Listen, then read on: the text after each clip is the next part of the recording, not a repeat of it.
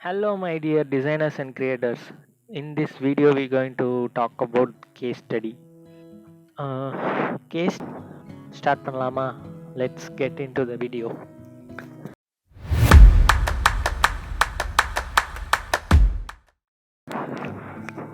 So, முதல்ல what is case study அப்படின்னு பார்ப்போம். It is a documentation of your project. அதாவது யூஎக்ஸை பொறுத்தவரையும் நீங்கள் ஒரு ப்ராப்ளம் எடுத்து அந்த ப்ராப்ளமுக்கு ரிசர்ச் பண்ணி அதிலிருந்து ஒரு சொல்யூஷன் கண்டுபிடிச்சி அதுக்கு நம்ம ஒரு டாக்குமெண்டேஷன் ரெடி பண்ணுவோம். இதுதாங்க கேஸ் ஸ்டடி. யூஎக்ஸ் படிக்கிறவங்களுக்கு இது தெரியும், படிக்காதவங்களுக்கு நான் சொல்கிறேன். அதாவது இப்போது எல்லாமே ஒரு ப்ராடக்ட் தாங்க இங்கே. ஸோ நீங்கள் எது எடுத்தாலுமே அது இப்போ வாட்ஸ்அப்பே ஒரு ப்ராடக்ட் தான். அந்த ப்ராடக்டில் நீங்கள் ஏதாச்சும் ஒரு ப்ராப்ளமை கண்டுபிடிக்கிறீங்க. அந்த ப்ராப்ளமுக்கு நம்ம சொல்லிங்கன்னா அந்த ப்ராப்ளமை வச்சு இந்த ப்ராப்ளமை எதுக்காக நீங்கள் எடுக்கிறீங்க அப்படின்னு இதுக்கு பிஸ்னஸ் வேல்யூ இருக்கான்னு பார்த்துட்டு அதுக்கான சொல்யூஷன்ஸை தேடி ரிசர்ச் பண்ணுவீங்க. ரிசர்ச் பண்ணி முடிச்சு அதோட டேட்டாவெல்லாம் கலெக்ட் பண்ணி வச்சு அதுக்கப்புறமா அதை நம்ம யூஐ விஷுவல்ஸாக, அதாவது நம்ம மொபைலில் பார்க்குறோம்ல வாட்ஸ்அப், அதான் விஷுவல்ஸ். ஸோ அதை ரெடி பண்ணி நீங்கள் ரெடி பண்ண ஸ்க்ரீனுக்கு எக்ஸ்பிளனேஷன் கொடுத்து ஒரு டாக்குமெண்ட்டாக வைக்கணும். அதுதாங்க ஒரு கேஸ் ஸ்டடி. தென் நிறைய பேருக்கு கேஸ் ஸ்டடீஸ் அண்ட் போர்ட்ஃபோலியோ இது ரெண்டுத்துக்கும் உள்ளாண்ட டிஃப்ரென்ஸ் தெரியல. ரெண்டும் ஒன்றுன்னு நினச்சிட்டு இருக்காங்க. ஸோ எப்படின்னா, ஒரு போர்ட்ஃபோலியோன்றது உங்களோட ஒரு ப்ரொஃபைல் மாதிரி. அந்த போர்ட்ஃபோலியோக்குள்ளே நீங்கள் எத்தனை கேஸ் ஸ்டடி வேணால் ஆட் பண்ணிக்கலாம். ஸோ நீங்கள் உங்கள் போர்ட்ஃபோலியோ ஒரு கேஸ் ஸ்டடி வச்சுருந்தீங்கன்னா உங்கள் போர்ட்ஃபோலியோவில் ஒரு கேஸ் ஸ்டடி, அதாவது நீங்கள் அதுக்கு மேலே ஒரு 10 கேஸ் ஸ்டடி அந்த மாதிரி கூட வச்சுக்கலாம். So collection of case studies is a portfolio. Okay, இதில் கிளியர் ஆகிருப்போம்னு நினைக்கிறேன். ஓகே, நெக்ஸ்ட் என்னன்னு பார்ப்போம். why should you write a case study? நம்ம எதுக்கு கேஸ் ஸ்டடி எழுதணும்? A case study is going to get you on interview, not a job. இதுலேயும் நிறைய பேருக்கு மிஸ்கன்செப்ஷன்ஸ் இருக்குது. ஸோ என்னென்னா, ரெக்ரூட்டர்ஸ் நீங்கள் ஒரு ஜாபுக்கு அப்ளை பண்ணுறப்போ உங்களோட போர்ட்ஃபோலியோ லிங்க்கு கேட்பாங்க. நீங்கள் அந்த லிங்க்கை அவங்களுக்கு ஷேர் பண்ணுவீங்க, இல்லைனா ரெஸ்யூம் ஷேர் பண்ணுவீங்க. அந்த போர்ட்ஃபோலியோவில் போய் பார்த்துட்டு உங்கள் கேஸ் ஸ்டடியை அவங்க ஒரு 5 நிமிஷம் இல்லைனா 10 நிமிஷம் தான் மேக்ஸிமம், அவ்வளோதான் பார்ப்பாங்க. அவங்க அதிலே ஃபில்ட்ரு பண்ணிவிடுவாங்க. இப்போ ஒரு ஜாபுக்கு ஒரு 500 பேர் அப்ளை பண்ணுறாங்கன்னா அதிலேருந்து ஒரு 400 பேர் 300 பேர்கிட்ட ஒழுங்காக பண்ணியிருக்க மாட்டாங்க இதுவை கேஸ் ஸ்டடீஸ். ஸோ அவங்களெல்லாம் ஃபில்ட்ரு பண்ணிவிட்டு அவங்களுக்கு தேவையான கண்டென்ட், அந்த கம்பெனியோட ப்ராடக்ட் என்ன பண்ணுறாங்க, அதுக்கு ரிலேட்டடாக யார் நல்லா பண்ணியிருக்காங்களோ அவங்களத தான் பிக் பண்ணுவாங்க. அவங்களத பிக் பண்ணி அவங்கள இன்டர்வியூ ப்ராசஸ்க்கு தான் கால் பண்ணுவாங்களே தவிர நீங்கள் கேஸ் ஸ்டடி நல்லா பண்ணியிருந்தா உங்களுக்கு வேலை அப்படியே கொடுத்துருவாங்கன்னு அர்த்தம் கிடையாது. Next, higher the strength of case study, higher are the chances of getting an interview with mature by bigger company by start. அதாவது உங்கள் கேஸ் ஸ்டடிக்கு யூஎக்ஸ் பார்ட் ரொம்ப முக்கியம். அந்த யூஎக்ஸ் பார்ட்டில் நீங்கள் என்ன ப்ராப்ளம் நீங்கள் சால்வ் பண்ண போகிறீங்கன்றத ப்ராப்ளம் ஸ்டேட்மெண்ட்டை கிளியராக மென்ஷன் பண்ணணும். அந்த ப்ராப்ளம் ஸ்டேட்மெண்ட்டும் நீங்கள் கொடுத்துருக்க சொல்யூஷனும் ரெண்டும் ஒரு அர்த்தம் கொடுக்கணும். அப்படி நீங்கள் பண்ண ப்ராப்ளம் ஸ்டேட்மெண்ட்டும் சொல்யூஷனும் உங்களுக்கு இர்ரிலவெண்ட்டாக இருந்துச்சுன்னா அந்த ப்ராசஸையே ரெக்ரூட்டர்ஸ் ஒழுங்காக இது பண்ண மாட்டாங்க, நான் இன்ட்ரெஸ்ட் கொடுத்து பார்க்க மாட்டாங்க. சொன்னது ஒன்று ஆனால் செஞ்சுருக்கிறது ஒன்றா இருக்குன்னு சொல்லி ஸ்கிப் பண்ணிடுவாங்க. ஸோ உங்கள் போர்ட்ஃபோலியோவில் உங்களுக்கு என்ன தெரியுமோ, நீங்கள் என்ன பண்ணீங்களோ அதை மட்டும் போட்டிங்கனாவே நீங்கள் இன்டர்வியூக்கு கால் வர்றதுக்கு நிறைய சான்சஸ் இருக்கு. ஸோ நெக்ஸ்ட் என்னன்னு பார்ப்போம். The golden rule. ஸோ இப்போ நம்ம ஒரு பேக்கரியை எக்ஸாம்பிளாக எடுத்து, இப்போ நீங்கள் ஒரு பேக்கரியில் நான் உங்களை ரெக்ரூட் பண்ணி நீங்கள் ஒர்க் பண்ணுறீங்க பேக்கரியில். அங்கே ஒரு கேக் செய்கிறீங்க. அந்த கேக்கு பார்க்கவும் நல்லா இருந்து, அதோட ஸ்மெல் எல்லாமே நல்லா இருந்து, அப்பியரன்ஸும் நல்லா இருந்ததுன்னா பார்க்குறவங்க என்ன நினைப்பாங்கன்னா கேக்கோட ப்ராசஸ் இருக்காங்கன்னு அசியூம் பண்ணிப்பாங்க. நல்லா கேட்டுக்கோங்க, அசியூம் உங்களோட யூஎக்ஸ் யூஐ பார்ட்டில் ஒரு நல்ல தேவையான வார்த்தையாக இருக்கும். கொஞ்சம் நல்லா நோட் பண்ணிக்கோங்க. which means that no one cares about the process, about your process. அதான் நான் சொன்னது. if the cake looks good, you are going to want to eat it. Cake நல்லா இருக்கு, பார்க்க நல்லா இருக்கு, ஸ்மெல் நல்லா இருக்குன்னா அதை வாங்கி சாப்பிட ஆசை. அதே மாதிரி இப்போ ஒரு ஸ்க்ரீன், அதாவது நம்ம மொபைலில் பார்க்குறோம்ல, வெப்பில் பார்க்குறோம்ல, அந்த ஸ்க்ரீன் நல்லா இருந்துச்சு, ரெக்ரூட்டர்ஸ் கேஸ் ஸ்டடியை படிக்கிறதுக்கு விரும்புவாங்க. ஸோ உங்கள் யூஐ பார்ட்டும் இதில் இம்பார்ட்டண்ட். ஸோ இப்போ அந்த கேக் மேலே ஆர்வம் உள்ளவங்க, குக் பண்ணுறதுக்கு ஆர்வம் உள்ளவங்க அந்த கேக்கை பார்த்தாங்கன்னா, ஜென்ரல் ஆடியன்ஸ் இல்லாமல் கேக் மேலே இல்லை குக்கிங் மேலே ஆர்வம் உள்ளவங்க அதை பார்த்தாங்கன்னா, அது ப்ராசஸ் என்ன, உள்ள என்னென்ன மேட்ரு இன்க்ளூட் பண்ணியிருக்காங்கன்றதுல இன்ட்ரெஸ்ட் கண்டிப்பாக காட்டுவாங்க. இது வந்து அதில் இன்ட்ரெஸ்ட் இருக்கவங்க இந்த பாயிண்ட், ஃபஸ்ட்டு பாயிண்ட் வந்து அதில் ஜென்ரல் ஆடியன்ஸ். இப்போது if the problem and solution make sense, recruiters will want to know about your design. நான் முன்னாடியே சொன்னேன், நீங்கள் சொல்லியிருக்க ப்ராப்ளம் ஸ்டேட்மெண்ட்டும் அது கொடுத்துருக்க சொல்யூஷனும் கொஞ்சம் இல்லை, கண்டிப்பாக ரிலவெண்ட்டாக இருக்கணும். உங்களுக்கு சொல்யூஷனே கிடைக்கலனாலும், நான் இந்த ப்ராப்ளம் எடுத்தேன், அதுக்கான ரிசர்ச் பண்ணேன், ஆனால் எனக்கு சொல்யூஷன் ஒழுங்காக கிடைக்கல அப்படின்றத கரெக்டாக மென்ஷன் பண்ணணும். ஆனால் அதை தவிர்த்து மேக்ஸிமம் நிறைய பேர் என்ன பண்ணுறாங்கன்னா, இந்த ப்ராப்ளம் இந்த சொல்யூஷன், அதாவது எல்லாருக்குமே வந்து எல்லா ப்ராப்ளத்துக்கும் சொல்யூஷன் கண்டிப்பாக கிடைக்காது, ஆனால் எல்லாருமே சொல்யூஷன் போடுறோம். Then if the cake looks good but taste bad, they are not going to be interest in the process. Same தாங்க, பார்க்க நல்லா இருந்துட்டு யூஐ நல்லா இருந்துட்டு யூஎக்ஸில் சொதப்பி இருந்தீங்கன்னா ஒர்க் அவுட்டே ஆகாதுங்க. ஏன்னா அது ரிசல்ட்டே கொடுக்காது, பிஸ்னஸ்க்கும் அது ஹெல்ப் பண்ணாது. அதே தான், screen looks good but the problem and the solution does not make sense. அப்படி இருந்தால் அந்த ரெக்ரூட்டர்ஸ் வந்து உங்கள் கேஸ் ஸ்டடியை வியூவே பண்ண மாட்டாங்க. Next, so what does recruiters want to C? உங்கள் கேஸ் ஸ்டடியில் ரெக்ரூட்டர்ஸ் என்ன பார்க்கணுன்னு ஆசைப்படுறாங்க? கண்டென்ட் அண்ட் ப்ராப்ளம் ஸ்டேட்மெண்ட், அதாவது நீங்கள் கொடுக்குற கண்டென்ட்டும் அதில் மென்ஷன் பண்ணுற ப்ராப்ளம் ஸ்டேட்மெண்ட்டும். இந்த பாயிண்ட் ஏன் அவங்க மெயினாக சொல்கிறாங்கன்னா, கண்டென்ட், நீங்கள் எடுத்திருக்க கண்டென்ட் அந்த கம்பெனியோட பிஸ்னஸ்க்கு ரிலேட்டடாக இருக்கான்னு பார்ப்பாங்க. ஸோ அவங்களுக்கு ரிலேட்டடாக இருந்ததுன்னா அவங்களுக்கு என்ன தோணும்னா, ஸோ இந்த காய் வந்து ஆல்ரெடி இந்த கண்டென்ட் ரிலேட்டடாக பார்த்துருக்காங்க, ஸோ நாலேஜ் இருக்கும் அப்படின்றது அவங்க அசம்ஷனாக இருக்கும். So design process, what do you do to gather relevant inside?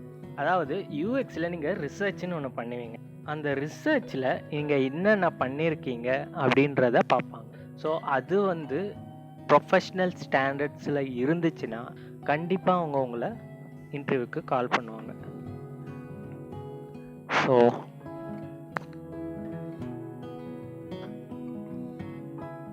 Polished high fidelity design, இது யூஐயில் வரும். ஸோ ஒரு டிசைனை பார்த்த உடனே அப்பீலிங்காக இதை ஓப்பன் பண்ணி பார்க்கணும். ஏதாச்சும் ஒரு ஆப் எடுத்தீங்கன்னா உங்களுக்கு அது பார்க்குறதுக்கு அட்ராக்டிவாக இருந்துச்சுன்னா நீங்கள் அதை எடுத்து பார்ப்பீங்களே, ஸோ அதுதான் வந்து இங்கேயும் சொல்கிறாங்க.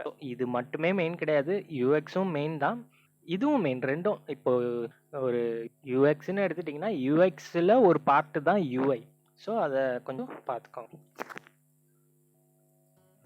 Metrics by impact, how did it help the business? அந்த மாதிரி எல்லாமே பிஸ்னஸ் தான், எல்லாமே மணி தான். ஸோ எப்படி பார்ப்பாங்கன்னா, உங்களோட எடுத்த கண்டென்ட் அவங்க பிஸ்னஸ்க்கு எப்படி இம்பேக்ட் பண்ணுது, எந்த அளவுக்கு இம்பேக்ட் பண்ணுது அப்படின்றத பார்ப்பாங்க. லேர்னிங், இது வந்து நிறைய கேஸ் ஸ்டடிஸ் நானே பார்த்துருக்கேன். அதில் வந்து ப்ரோட்டோடைப்ன்ட்டு போட்டு சம் வீடியோஸ் இருக்கும், இல்லைனா சம் கிளிக்கபிள்ஸ் ஸ்க்ரீன்ஸ் இருக்கும். ஸோ அது வந்து மேக்ஸிமம் யாரும் உட்காந்து பார்க்க மாட்டாங்க. அவங்களுக்கு தேவை உங்களோட யூஎக்ஸ் என்ன ப்ராசஸ் பண்ணியிருக்கீங்க, அதுக்கப்புறமா அதோட ஸ்க்ரீன்ஸ் ரியல் கைட்லைன்ஸ்லாம் ஃபாலோ பண்ணி கரெக்டாக பண்ணியிருக்கீன்றது தான் அவங்களோட இம்பார்ட்டண்ட்.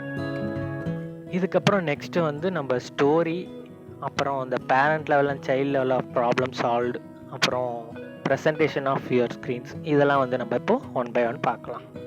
ஸோ முதல்ல the story. What is the problem you find? அதாவது ஒரு கண்டென்ட் எடுக்கிறீங்க, அது என்ன ப்ராப்ளம் ஃபைண்ட் பண்ணியிருக்கீங்கன்றதை நீங்கள் ஒரு ரஃப் பேப்பரில் முதல்ல ஒழுங்காக எழுதிக்கோங்க. ஸோ உங்களுக்கு கன்ஃபியூஷன் இருக்கக்கூடாது. முதல்ல நீங்கள் என்ன ப்ராப்ளம் இது பண்ண போகிறீங்க, ஃபைண்ட் பண்ணியிருக்கீங்கன்றத அதில் நீங்கள் முதல்ல தெளிவாக இருக்கணும். அதுதான் ரொம்ப இம்பார்ட்டண்ட். ஏன்னா நீங்கள் எதில் தெளிவாக இருக்கீங்கன்னு தெரிஞ்சால் தான் அதுக்கான சொல்யூஷனை நீங்கள் கரெக்டாக கண்டுபிடிக்க முடியும். நீங்கள் உங்கள் ப்ராப்ளம் எதுன்றதை ஃபைண்ட் பண்ணுறதுலே நீங்கள் தெளிவாக இல்லைன்னா நீங்கள் கண்டுபிடிக்கிற சொல்யூஷனும் இரலவெண்ட்டாக தான் இருக்கும். ஸோ அந்த ப்ராப்ளமை நீங்கள் எப்படி கண்டுபிடிச்சிங்க? ஒரு ப்ராப்ளம் கண்டுபிடிச்சிருக்கீங்க. அந்த ப்ராப்ளமை நீங்கள் எப்படி கண்டுபிடிச்சிங்க அதையும் நீங்கள் மென்ஷன் பண்ணிக்கோங்க. What do you understand more about the problem? அதாவது அந்த ப்ராப்ளம்னால யூசருக்கு என்ன அஃபெக்ட் ஆகுது, பிஸ்னஸ்க்கு என்ன அஃபெக்ட் ஆகுது அப்படின்றத நீங்கள் சொல்லணும் கண்டிப்பாக. What is the solution? இதெல்லாம் இந்த ஸ்டோரின்றது எப்படின்னா, நீங்கள் உங்கள் கேஸ் ஸ்டடியை பற்றி சொல்லுங்கன்னு சில ரெக்ரூட்டர்ஸ் கேட்குறப்போ நீங்கள் வந்து இதெல்லாம் வந்து ஒன் பை ஒன் சொல்லணும். அதுக்காக தான் இந்த சொல்யூஷன்ன்றது. நீங்கள் கடைசியாக கண்டுபிடிச்சிருப்பீங்களே அதை வந்து என்ன சொல்யூஷன், என்ன ஃபீச்சரை ஆட் பண்ணியிருக்கோம், இல்லை இருக்க ஃபீச்சரை மாடிஃபை பண்ணியிருக்கோமா, இல்லை என்ன பண்ணியிருக்கோன்றத தெளிவாக சொல்லணும். What was the result of the solution? அதான் நான் முன்னாடியே சொன்னேன்லங்க, ஒரு சொல்யூஷன் கண்டுபிடிச்சிருக்கீங்க. அந்த சொல்யூஷன்னால யூசருக்கு என்ன பெனிஃபிட், அது பிஸ்னஸுக்கு என்ன பெனிஃபிட், ப்ராஃபிட் வருமா, அதுதான் மெயின். அப்புறம் நீங்கள் இந்த சொல்யூஷனை எக்ஸ்பிளைன் பண்ணுறப்போ யூஐ ஸ்க்ரீனை வச்சு இது வந்து லொக்கேஷன், இது வந்து ஹோம் பேஜ், அந்த மாதிரி இது ஏன் இங்கே வச்சுருக்கோம் அப்படிலாம் சொல்லாமல், இந்த ஃபீச்சரை எதுக்காக நாங்கள் இந்த ஸ்க்ரீனில் ஆட் பண்ணியிருக்கோம், இந்த ஃபீச்சரை ஏன் இந்த பிளேஸில், இந்த ஃபீச்சரை ஏன் நாங்கள் இப்படி பண்ணலை, ஏன் இப்படி பண்ணியிருக்கோம் அப்படின்றத சொல்லும். அது இல்லாமல் நீங்கள் ஒரு ஸ்க்ரீனை காமிச்சு சும்மா இந்த ஸ்க்ரீனில் இப்படி இருக்குது, இது இருக்குது, இது இப்படி ஒர்க் ஆகும் அப்படின்னு சொல்லக்கூடாது. இது ரொம்பவே முக்கியமான விஷயம், ரெக்ரூட்டர்ஸ் ரொம்ப பார்க்குற விஷயம். ஸோ அந்த ஸ்டோரி டெல்லிங்கை எப்படி சொல்கிறது? அதாவது இப்போ நான் சொன்னேன் இல்லையா, ஒரு ரெக்ரூட்டர் கேஸ் ஸ்டடி கேட்பாரு, அதை நீங்கள் எப்படி எக்ஸ்பிளைன் பண்ண, ஒரு பாயிண்ட் சொன்னல, அதை எப்படி சொல்லலாம்? Only explain subjects that R worth explain and that R not obvious to the reader. அதாவது இப்போ ஒரு ஆப் எடுத்துட்டீங்கன்னா கண்டிப்பாக அதில் லாகின், லாக் அவுட், இல்லைனா புது யூசர்னா ரெஜிஸ்டர், இதெல்லாம் இருக்கும். இதெல்லாம் நீங்கள் எக்ஸ்பிளைன் பண்ண தேவை கிடையாது. நீங்கள் என்ன மெயின் இதுவோ, ஒரு ப்ராப்ளமை ஃபைண்ட் பண்ணியிருப்பீங்களே, அந்த ப்ராப்ளமுக்கு என்ன சொல்யூஷனோ அதை மட்டும் நீங்கள் சொல்லணும். அதில் தெளிவாக இருக்கணும். Most likely is in form of use. Okay, user ஃப்ளோனா எப்படின்னா, இப்போ நீங்கள் ஒரு டாஸ்க்கு ஒரு எக்ஸாம்பிள் சொல்கிறேன்னு வச்சுக்கோங்க. இப்போ நீங்கள் அமேசானில் ஆர்டர் பண்ணுறீங்க அப்படின்னா சர்ச்சில் போகிறீங்க, உங்கள் ப்ராடக்ட் டைப் பண்ணுறீங்க, சர்ச் கொடுக்குறீங்க, அந்த ப்ராடக்டை கிளிக் பண்ணுறீங்க, எத்தனை குவான்டிட்டி போடுறீங்க, அதுக்கப்புறமா பை டு கார்ட்டில் போயிட்டு பை நவ் கொடுத்து கார்ட்லேயோ இல்லை கேஷ் ஆன் டெலிவரியோ கிளிக் பண்ணிவிட்டு அட்ரஸை செலக்ட் பண்ணிவிட்டு நீங்கள் பை நவ் கொடுத்து ஆர்டர் கொடுத்த உடனே கன்ஃபார்ம் ஆர்டர்னு வருது இல்லையா? இப்போ நீங்கள் சர்ச் பண்ணதில் இருந்து இங்கே ஆர்டர் கன்ஃபார்ம்டுன்னு வந்ததில் இப்போ நான் சொன்னதை அப்படியே ஒன் பை ஒன்னாக எழுதுனீங்கன்னா அதுதான் யூசர் ஃப்ளோ. அது டாஸ்க் ஃப்ளோன்னு சொல்லுவாங்க. நீங்கள் வந்து இப்போ இந்த நான் சொன்ன டாஸ்க்கை மட்டும் எடுத்து அதை அப்படியே பண்ணிங்கன்னா அதை டாஸ்க் ஃப்ளோன்னு சொல்லுவாங்க. இல்லை மொத்த ஆப்புக்கே இப்போ லாகின்னு இருக்குது, லாகின்ல போயிட்டு நீங்கள் தப்பான பாஸ்வேர்ட் போட்டிங்கன்னா திரும்ப லாகினுக்கு போவோம், இல்லைனா கரெக்டான பாஸ்வேர்ட் போட்டிங்கன்னா ஆப் உள்ளே போவோம். இந்த மாதிரி பண்ணுறது யூசர் ஃப்ளோ. நான் சொன்னது ஹாப்பி பார்ட், டாஸ்க் ஃப்ளோ.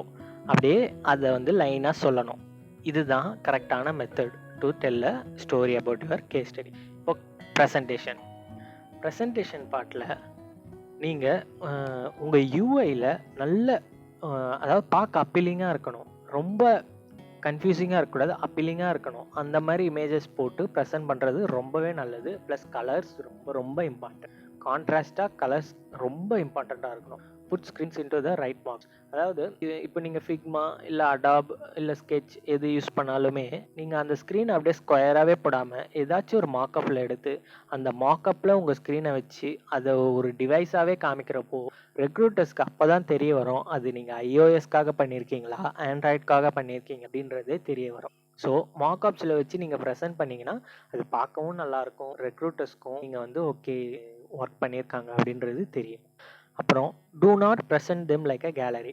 அப்படியே ஒன் பை ஒன் அப்படியே ஆர்டராக ஒரு ரோக்கு வந்து 4, ஒரு காலமுக்கு அப்படின்னு ஆட் பண்ணாமல் ஒரு ஸ்க்ரீனை நீங்கள் ப்ளேஸ் பண்ணிவிட்டு அந்த ஸ்க்ரீனுக்கான எக்ஸ்ப்ளனேஷன் சைடில் கொடுத்து ஒன் பை ஒன் கீழே அப்படி பண்ணிங்கன்னா ரெக்ரூட்டர்ஸ் பார்க்குறப்போ உங்கள் ஸ்க்ரீனை ரொம்ப ஜூம் பண்ணி பார்க்கவும் தேவையில்லை, ஏன்னா பிக்சலேட் ஆகும் கண்டிப்பாக. ஸோ நீங்கள் அப்படி பண்ணாமல் ஒன் பை ஒன் எது மெயினான ப்ராப்ளம் கண்டுபிடிச்சி அதுக்கு சொல்யூஷன் கண்டுபிடிச்சிருப்பீங்களா அந்த ஸ்க்ரீனை மட்டும் காமிச்சா கூட மோர் தென் எனஃப்ங்க. அவ்வளோதாங்க, இதுதான் கேஸ் ஸ்டடிக்கான மொத்த இது. ஸோ இன்னும் நீங்கள் கேஸ் ஸ்டடி பற்றி எதுனா கிளியராக வேணும் இல்லை போர்ட்ஃபோலியோ பற்றி டவுட்ஸ் இருந்துச்சுன்னா இந்த வீடியோ கமெண்ட்டில் மென்ஷன் பண்ணுங்கள். நான் உங்களுக்கு அதுக்கான பதிலை சொல்கிறேன். ஓகே, தேங்க்யூ, பாய்.